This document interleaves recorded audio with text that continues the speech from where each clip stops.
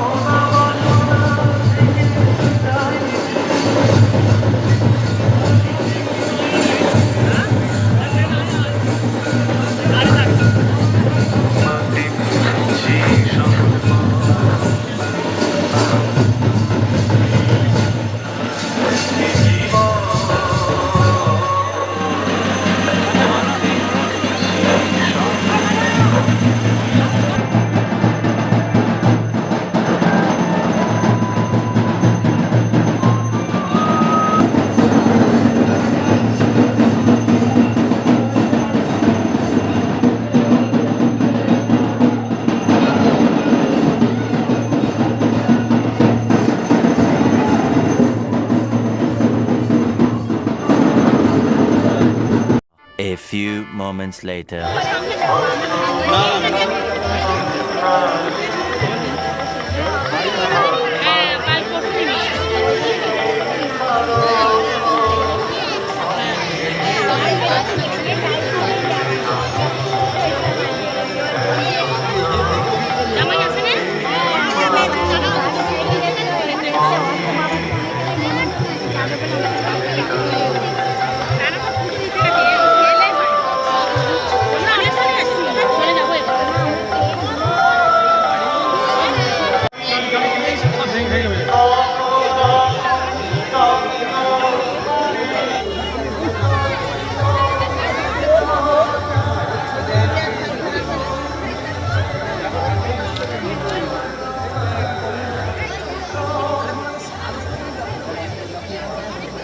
চিনতে পারছিস?